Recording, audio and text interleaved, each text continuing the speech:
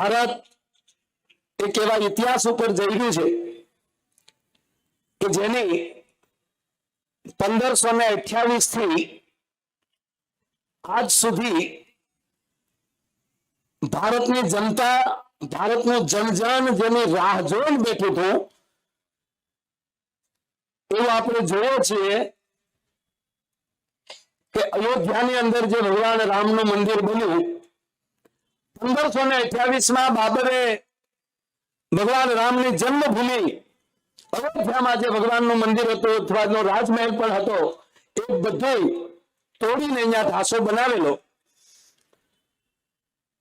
હવે તમે મને એ કહો કે આ સોમનાથ થી 90 માં યાત્રા નીકળે ને રામ લાલા હમ આયેંગે મંદિર વહી બનાયેંગે એ રૂટ રાજુલા એ વાતનો સાક્ષી છે. એના મોટામાં મોટું ગૌરવ છે. અને આજે એક કલ્પના નહોતી જનક. જેથી અમે ઈટુ લઈને ત્યારે હું યુવામાં RSS માં જોડાયેલો, 20 વર્ષની ઉંમર હતી, શિલાન્યાસ જે પૂજા હતી ત્યારે બધા દાંત કાઢતા હતા કે આ તમે ઈટુ લઈને નીકળ્યા છો પણ તમે મંદિર ક્યાં બનાવશો. અને આજે એ સપનું જયારે સાકાર થયું હોય એ માટે નરેન્દ્રભાઈ મોદી સિવાય તમને લાગે છે કે બીજું કોઈ એમ કહેવાય ભારતમાં એવું કોઈ હોઈ શકે? સાહેબ, વિશ્વમાં કોઈ એવું ના હોઈ શકે. બે જ વાત કરવી છે. હમણાં પાટીલ સાહેબ જ્યાં જ્યાં પ્રોગ્રામમાં જાઓ ત્યાં માણસો સિદ્ધિ આપતા હોય માયાભાઈ ઇતિહાસની વાતો કરજો. ઇતિહાસ એટલે શું? ઇતિહાસ એટલે ભૂતકાળની ભૂલોને વાગોળી એમાંની પીડા પેદા કરવી અને પીડા પેદા કરી અને 18 વરણમાં એકતા લાવી અને ભારત પેદા કરવું, આનું નામ ઇતિહાસ.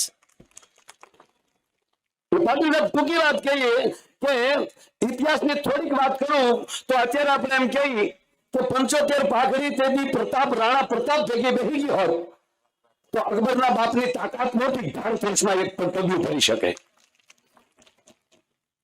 આજે એમ કહી શકજો તેથી પ્રતાપ ભેગા બેઠા હોત તો તકલીફ નહોતી. જ્યારે શિવાજી આવે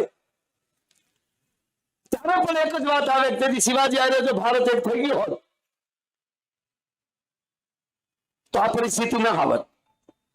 બહુ જાજુ આગળ નથી જવું. 1947 માં સરદાર વલ્લભભાઈ પટેલ જો વડાપ્રધાન થઈ ગયા હોત અને ભાવનગરના મહારાજ કૃષ્ણકુમાર સિંહજીને ગવર્નર કેવાય મદ્રાસના ગવર્નર બનાવ્યા એની કરતા ત્યારે એને રાષ્ટ્રપતિ બનાવ્યા હોત તો કેવા ગયો સાહેબ અત્યારે ભોગવવું પડે, ન ભોગવવું પડે. આ પીડા લઈને નીકળેલો આ પક્ષ, આ પીડા લઈ ભારતની સનાતનતાને લઈ, ભારતની અખંડતાને લઈ, ભારતની એકતાને લઈ નીકળેલો જે આ પક્ષ હવે આ વર્ષની એપ્રિલ પછી એમ ન કહેતા જોડાઈ ગયા હોત તો સારું હતું. સાહેબ વાત આ છે, ટૂંકી 10 વાત આ છે. પછી એમ ન કહેતા કે સારું આપણે ભૂલ કરી ગયા અને આપણે આ થયું છે. આ ભૂલો ફરીવાર ન થાય એ માટે ઘણા વર્ષોથી RSS જોડાણો છું અને અમારું ધર્મ જાગરણ મંચ છે. અમારો પ્રોગ્રામ જ ધર્મ જાગરણ મંચનો એ છે, ઘર વાપસી. અને સાહેબ કહેવાય ગયો કે છેલ્લા અમુક વર્ષોમાં 4 લાખ જેટલા પરિવારો જે બીજા ધર્મ જેને સ્વીકારી લીધો હતો એને પરિવાર પાછો એમ કહેવાય કે ભારતનો ધર્મ સ્વીકારવામાં પ્રવેશ કર્યો છે. આ મોટામાં મોટું કાર્ય કોઈ કર્યું હોય તો આ કાર્ય કરી રહ્યા છે, નરેન્દ્રભાઈ મોદી કરી રહ્યા છે. અને તમારો મત કોણ તમારી પાસે આવે છે નથી જોવાનું, પણ તમારો મત સીધે સીધો નરેન્દ્રભાઈ મોદીને જાય છે, એ ધ્યાન રાખજો. અને એમાંય તમને કહું 22 તારીખે અયોધ્યાની પ્રતિષ્ઠા થાય એ પહેલા જો ભાઈ અમુક વસ્તુ પ્રાપ્તિ માટે અમુક વસ્તુના અનુષ્ઠાન જરૂરી છે. આમાં પ્રોગ્રામ કરતા હોય તો તમને એમ લાગે કે એમ સડી ગયા, એના માટે મારે કઈક સાહિત્ય વાંચવું પડે, કઈક આનંદ કરાવવો પડે. એ તો થાય કે નહીં? તો નરેન્દ્રભાઈ મોદીએ આપણા વડાપ્રધાન શ્રીએ પંડિતોને શાસ્ત્રીઓને પૂછ્યું કે મારે ભગવાન રામની પ્રતિષ્ઠામાં બેસવાનું છે તો મારી યોગ્યતા કેટલી જોવી, મારે શું કરવું પડે? ત્યારે કાયદેસર શાસ્ત્રીઓએ એટલું કીધેલું કે નરેન્દ્રભાઈ એનો એક રસ્તો પણ હોય છે શાસ્ત્રમાં કે તમે એટલા બધા વ્યસ્ત હોવ, તમે કઈ અનુષ્ઠાન ન કરી શકો તો તમારા નિમિત્તે એક ભૂદેવ બેસે, એ અનુષ્ઠાન કરે અને અનુષ્ઠાન પૂરું થાય એનું ફળ તમને અર્પણ કરવામાં આવે. અને ત્યારે પંડિતોને કીધું કે ના, મારે જ અનુષ્ઠાન કરવાનું છે.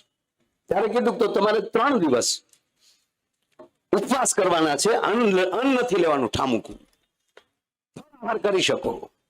સાહેબ 3 દિવસ તમારે ભોંય પથારીએ સુવાનું છે, કપડું નીચે ન હોવું જોઈએ, માટીને સ્પર્શ. અને સાહેબ નરેન્દ્રભાઈ મોદીએ 3 દિવસ નહીં, પૂરા 11 દિવસ કેવલ 2 જ ટાઈમ નાળિયેરનું પાણી પીવાનું અને અનાજની કાકરી મોઢામાં નથી નાખી. અને એ 11 દિવસના ઉપવાસ વાળી વ્યક્તિ જ્યારે અયોધ્યાની પ્રતિષ્ઠા પૂરી થાય અને જ્યારે બોલતા હતા ત્યારે કોઈ ન કહી શકે કે આ માણસે 11 દિવસના ઉપવાસ, એટલે એની મોઢાની જે ઓળા હતી. અને એ જ દિવસે ત્યાંના પીઠાધીશ એટલું બોલ્યા કે અત્યાર સુધીમાં શિવાજી, છત્રપતિ શિવાજી પછી રાજશ્રી પુરુષ કોઈ ભારત વર્ષને મળ્યા હોય તો નરેન્દ્રભાઈ મોદી છે. એ પીઠાધીશ બોલ્યા છે. અને એ પછી 41 મિનિટ નરેન્દ્રભાઈ બોલ્યા,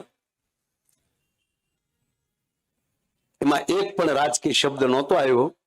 કેવલ ને કેવલ અનુષ્ઠાનની ઓરા બોલતી હતી. અને 3 વાર બોલ્યા છે આ વખતે કે અબ કાલ ચક્ર બદલ રહા હૈ, અબ કાલ ચક્ર બદલ રહા હૈ. તો કહેવા ગયો સાહેબ, ઈ કાળ ચક્ર બદલે છે, એ ચક્રના દાતા બનવાનો મને તમને અનુભવ, એમ કહેવાય કે આજ લાભ મળ્યો છે, એ ભૂલાઈ ન જાય એ સાથે રાખીને ફરી વાર અમરીશભાઈને ધન્યવાદ આપું છું કે ઘર વાપસી થયા છો અને પૂરેપૂરી નિષ્ઠાથી. અને ત્રીજી વાત એ કહું કે જે વ્યક્તિઓ તમારા ધર્મનો વિરોધ કરે એની ભેગા રહી કેમ એકો ભાઈ? જે રામ મંદિરની પ્રતિષ્ઠાનું આમંત્રણ મળે કે અમે નેચી જવા ને હું તારો બાપ કુંવારો રહે. હા, ઘણા લગ્નમાં ન કહેતા અમે નહીં આવીએ તો હું મોટા બાપુ કે તમે કુંવારો રહો. ના, ધર્મનું કામ કરતો હોય છે. તો ઘણા હતા, પણ ભગવાન કૃષ્ણે અર્જુનને પસંદ કર્યો એમ મને કહેવાય કે ભગવાન રામે નરેન્દ્રભાઈ મોદીને પસંદ કર્યા છે. એ કાર્યમાં મારે તમારે જોડાઈ દેવાનું, ખિસકોલી જેવું કામ કરવાનું, પણ મને તમને લાભ મળે એ લાભ ભૂલાઈ ન જાય. અને આજે પાટીલ સાહેબ રાજુલાના આંગણે આવ્યા હોય ત્યારે એનું ફરી વાર સ્વાગત કરીને આપ બધા જે આવા ખાલી 24 કલાકમાં તમે એટલા ભેગા થયા, તમને બધાને હું ખૂબ ખૂબ ધન્યવાદ આપું છું.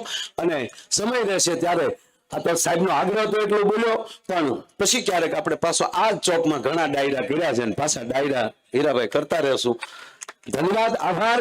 ભારત માતા કી. અને એકવાર એવો જય જયકાર કરો કે અયોધ્યા ભગવાન રામની ધજાના દંડ સાથે એમ કહેવાય કે આપણી જોઈ. અને પાછું સાહેબ મને આનંદ એ છે કે એ ધજાના દંડની પૂજા કરવાની આ માયાને મોટો લાભ મળ્યો છે.